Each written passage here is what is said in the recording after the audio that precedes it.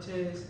Mi nombre es Isaac Borja, la carrera Administración de Empresas y la materia Administración de Negocios Internacionales con el profesor Jorge Campoverde Cipión. En este video analizaremos los beneficios, el poder económico que tiene Perú y cuáles son sus EMN, que en este caso serían las empresas multinacionales que han impactado directamente al país. Como punto número 1 tenemos el análisis de Perú, que en este caso vamos a dar 3 características principales. 1, el tipo de economía que tiene Perú, que en este caso sería una economía bien consolidada, muy bien establecida, porque esta economía o este sistema ya cuenta con una constitución desde 1993. 2, un enfoque muy predominante. ¿Qué quiere decir predominante? Que combina la libre iniciativa privada con la intervención reguladora del Estado en sectores estratégicos y en la provisión de servicios básicos. ¿Qué quiere decir esto? Tanto servicios como sectores públicos como sectores privados unen para tratar de que su economía se junte y así el país hacerse un poco más fuerte. Aquí podemos ver un poco de la actividad del 2024, cómo fue de cierta manera un impacto en este año. ¿Por qué? Fue un sector clave. El sector clave que ellos impactaron directamente fue, por ejemplo, la minería, lo que es el cobre, el oro. El oro fue el número 1 en todas sus materias, se podría decir. El zinc y la plata. Los 5 fueron lo que impactaron en todo el 2024. Lo que estaban por debajo de ellos era la agricultura y las agroexportaciones, que de una u otra manera Perú tiene muchas cosas de cultivos para poder importar hacia otros países. Lo que también estuvo por tercer lugar o por inferiores a eso fue la pesca y sus derivados, por ejemplo la harina del pescado y esas cosas. Y por último, y no menos importante, que también impactó mucho, fue su turismo, porque sabemos que Perú tiene algunos lugares que nos llaman mucho la atención. Por ejemplo, hablemos de las políticas actuales que tiene Perú. ¿Qué podría decirse de esto? Tiene vínculos con Estados Unidos, con China y con otros países.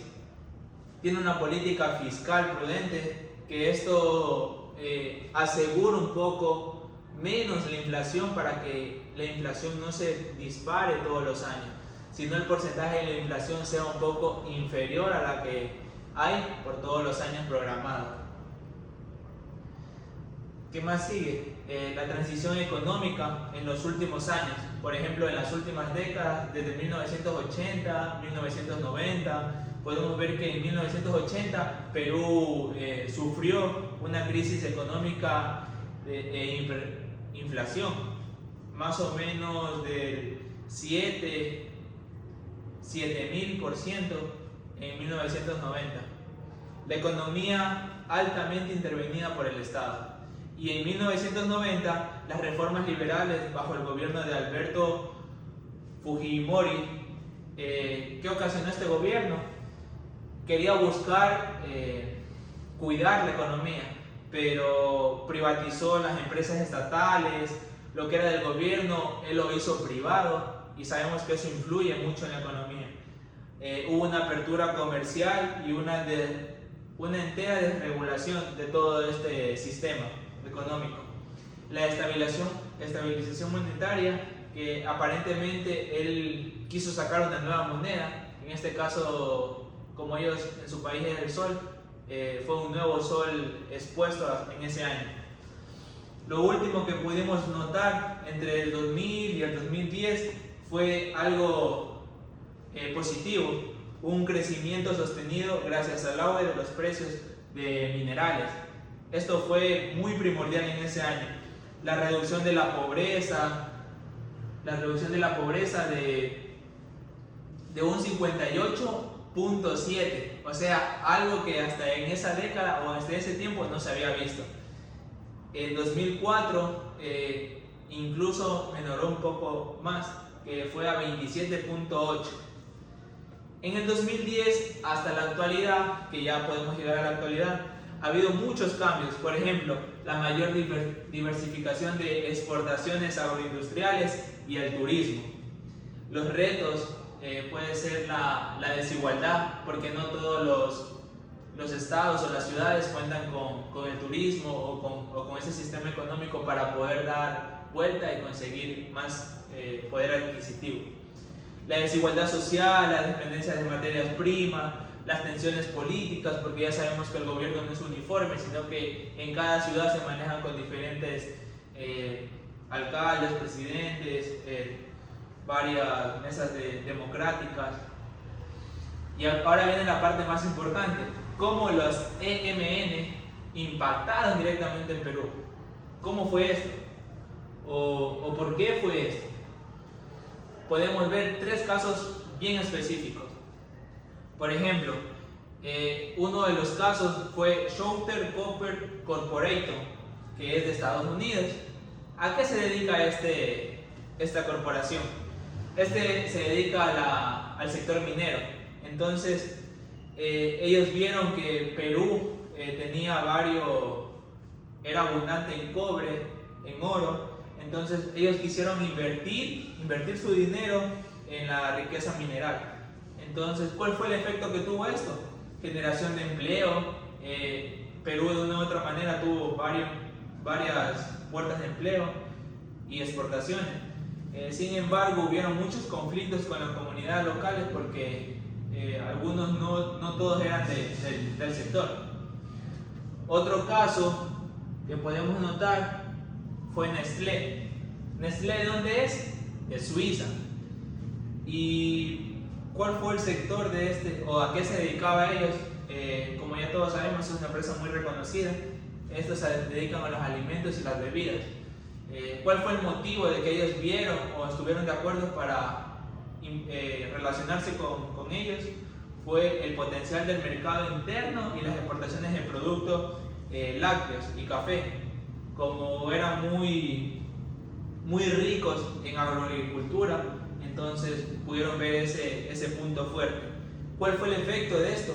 La transferencia de tecnología y capacitación a agricultores.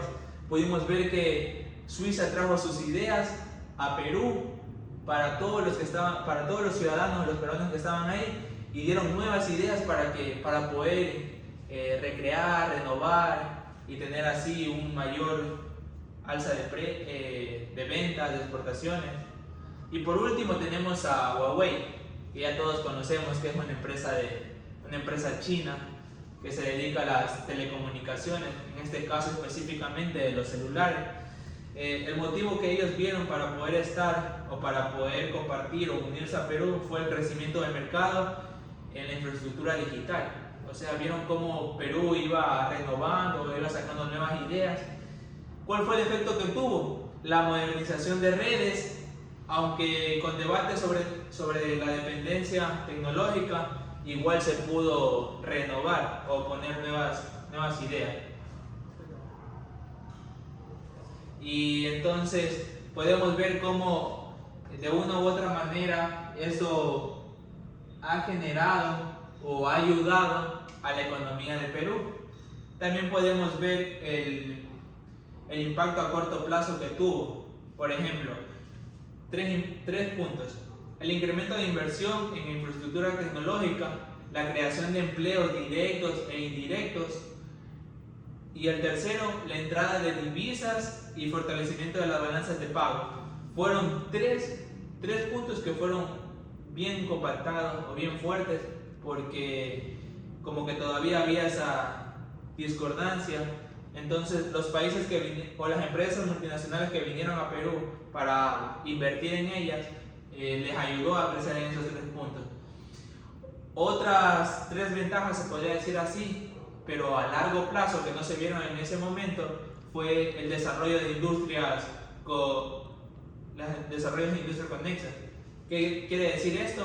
Los proveedores locales, los que eran justamente de ahí, los que eran intervenidos indirectamente, ya que ellos no eran la fuente o los que iban a invertir, ellos simplemente eran los que estaban ahí y de una u otra manera se beneficiaban porque iban allá.